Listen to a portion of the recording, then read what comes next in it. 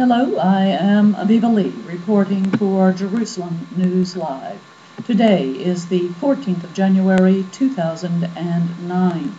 We received the summary of IDF operations overnight a few hours ago, and besides the standard introduction and standard announcements, the communique lists the specific targets that were hit through the night of January the 13th, 2009, and I quote, "The IAF attacked approximately 60 targets in Gaza overnight, including Hamas police headquarters in Gaza City, an area rigged with explosive devices intended for detonation against IDF forces, 5 rocket launching sites, including a squad of gunmen who fired mortar shells into Israel. 3 gunmen were identified to have been hit. 8 cells of gunmen, some in coordination with ground forces.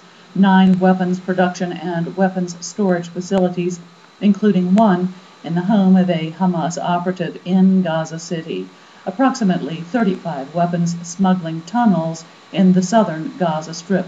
The Navy continued to support ground forces operating in Gaza, striking Hamas targets. The IDF continues to enforce the naval blockade in the area. 6 soldiers were wounded in ground operation throughout the night.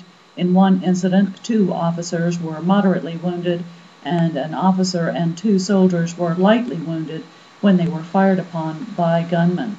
Soldiers returned fire and hit the assailants. Another soldier was lightly wounded in a second incident. The IDF will continue its operations against all terrorists and those who support them." End quote.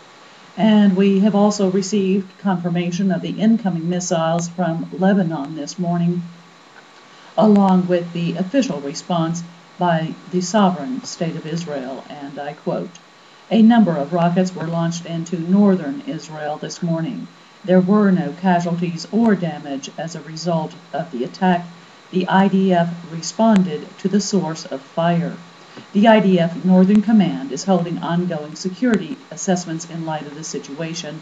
We view the Lebanese government and military as responsible to prevent such attacks."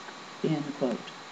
And that concludes this segment. I am Aviva reporting for Jerusalem News Live. Thank you and shalom.